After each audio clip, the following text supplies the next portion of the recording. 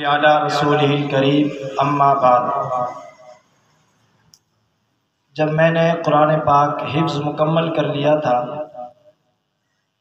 اس وقت حضرت اقدس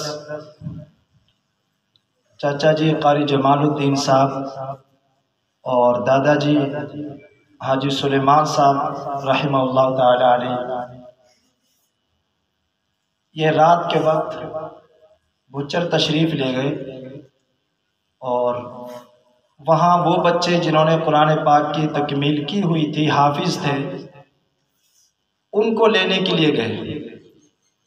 کہ آپ چلیں، اور اس مدرسے میں چونکہ مستقل شعبہ گردان ہے، استاد موجود ہے اور بہترین انتظام ہے، تو عشاء کی نماز کے بعد انہیں ترغیب بھی دی اور لینے کی نیت سے ہی گئے۔ 4-5 اس وقت ہم طالب علم تھے، جن میں سے غالباً 3 بچوں نے یہ کہا کہ ہم تو ادھر ہی پڑھیں گے، دل ادھر ہی لگا ہوا تھا۔ میں اور میرے ساتھ ایک طالب علم محمد الیاس جونا کے گاؤں سے، ہم دونوں یہاں پر آ گئے۔ چونکہ شعبہ گردان مستقل یہاں سختی، بہترین نظام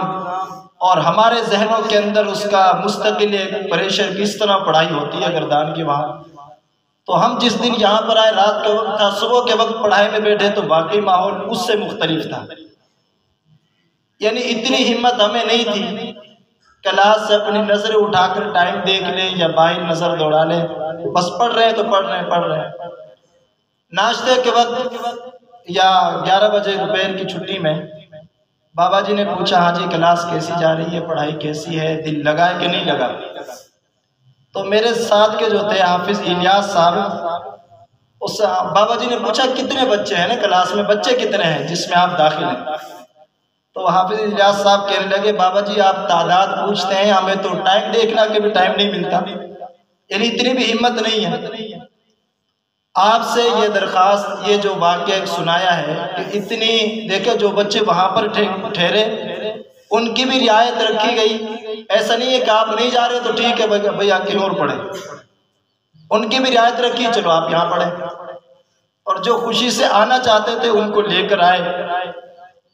تو آپ سے درخواست یہ ہے کہ آپ صرف اتنا ہی کام کر لیں جتنا یہ قاری صاحب نے کیا ہے۔ جو میرے معزز مہمان ہیں، ہم آپ سے اس وقت کوئی چندے کا نہیں کہتے، یہ کل کہہ لیں گے۔ آج صرف آپ اپنے ذمہ یہ کام لیں کہ آپ کا بچہ تو یہاں پر پڑھ ہی رہا ہے، محلے سے کسی اور بچے کو اٹھائیں اور اس مدرسے میں داخل کریں، وہاں سے لے کر آئے۔ جس طرح رات کی محنت میں سارے دن تو کام کاج کیا ہوگا نا، ہارے تھکے ہوں گے، پھر بھی گئے، تو آپ بھی یہ نیت کرنا ہے جس طرح قاری صاحب اتنی محبت سے ایک بچے کو لے کر آئے، دوسرے مدرسے میں منتقل کیا، آپ بھی محلے میں کسی بچے کو، بھائی کو، کسی کے والد کو، والدین کو ترغیب دے کر کم از کم ایک بچے اس مدرسے میں داخل کریں۔ اس کا فائدہ یا نقصان تو ہے ہی نہیں۔ یہ مدرسہ کتنی محنت کر رہا ہے، وہ آپ کے سامنے وقتاً فوقتاً یہ پروگرام کرواتے رہتے ہیں، سوشل میڈیا پر بھی آپ دیکھتے ہوں گے، اور دن رات یہ لگے ہوئے ہیں۔ یعنی آپ کسی بچے کو داخل کروائیں تو بے فکر ہو جائیں انشاءاللہ ہر حال میں، نہ یہ کہ اس کی دنیا اور آخرت بنے گی، آپ کا بھی مفید اور بہترین فائدہ ہوگا۔ اللہ تبارک و تعالی سے دعا کہ اللہ تعالی دین کی سمجھ عطا فرمائے۔ بآخر دعوانا